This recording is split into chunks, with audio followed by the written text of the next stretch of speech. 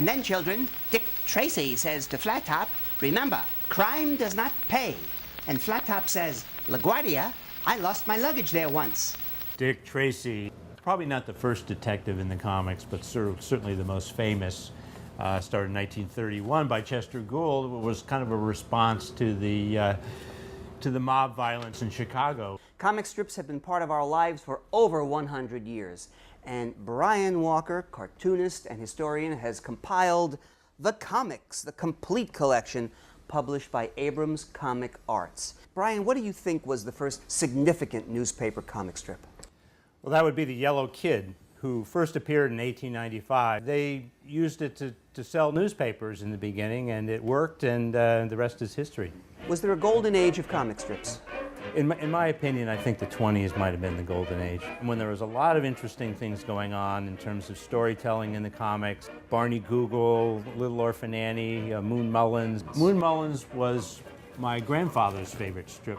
My grandfather used to read this to my father when he was a little boy, and he would laugh so hard that tears would come out of his eyes. Wow. And that's what made my father want to be a cartoonist. Your dad, of course, is Mort Walker, the creator of...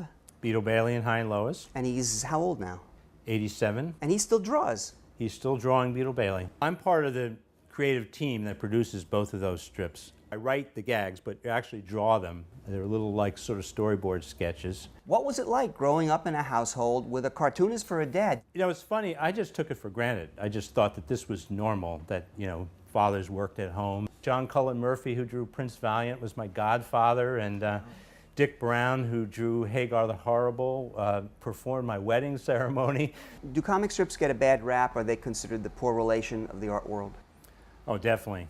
I don't think cartoons, comic strips are the same as fine art, but I think that that's what books like mine are about. Helping people learn to appreciate comics as something more than just sort of a passing fancy.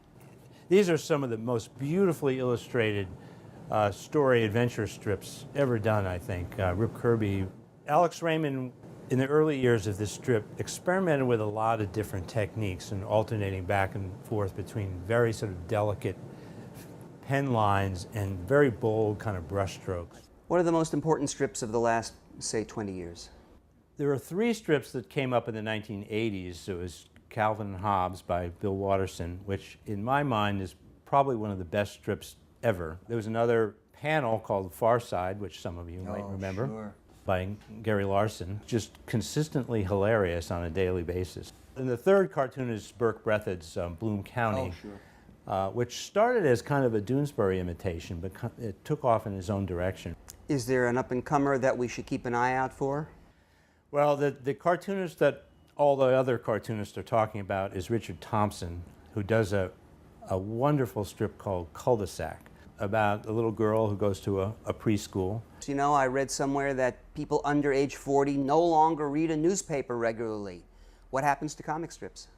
Well, I think there's no question that newspapers are in a very challenging period right now financially, and they've lost a lot of their business to the internet. So the fate of newspaper comics is certainly tied to the fate of newspapers, and whether that's going to end up on an iPad or on a phone or you know, in goggles that you wear around or something like that, who knows? But I think that there will always be comics. There will be, because you know, it's a form of expression of combining words and pictures together.